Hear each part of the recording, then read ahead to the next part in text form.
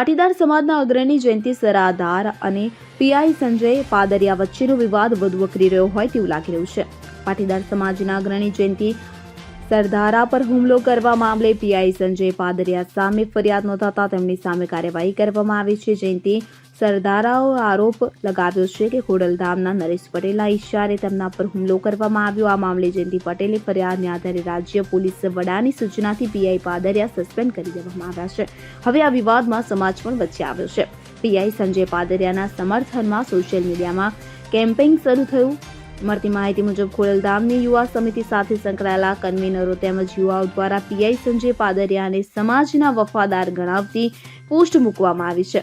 Social મીડિયામાં PI Sanjay પાદરિયાની spot કરતી post viral કરવામાં આવી છે. તો આ મામલે પાટીદાર અગ્રણી પરસોત્તમ પીપળિયાનું નિવેદન સામે આવ્યું છે, જેમાં તેમણે જણાવ્યું છે કે સોશિયલ મીડિયામાં પોસ્ટ વાયરલ કરી છે.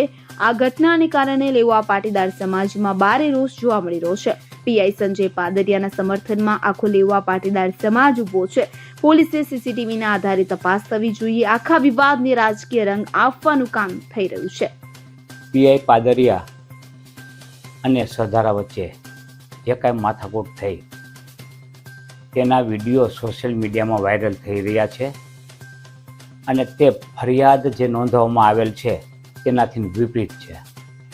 હકીકતમાં સોશિયલ મીડિયામાં જે વિડીયો વાયરલ થઈ રહ્યા છે સીસીટીવીના, એ વિડીયોમાં પાદરિયા ઉપર સરદારા હુમલો કરતા જણાય છે. પહેલાં કાંઠો પકડો અને પછી પાટા માર્યા.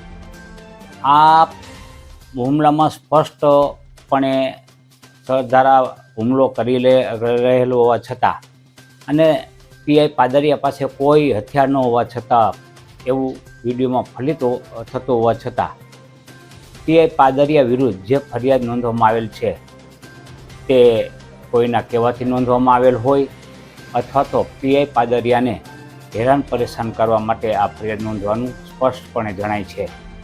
તો મારી જશે તંત્રએ પણ આ કોઈના કહેવામાં આવી ફરિયાદ નોંધવી ન જોઈએ અને જો નોંધાયેલ હોય તો પણ બી સમરી વિથ પ્રોસિક્યુશન સાથે આવી ફરિયાદનો નિકાલ કરવો જોઈએ.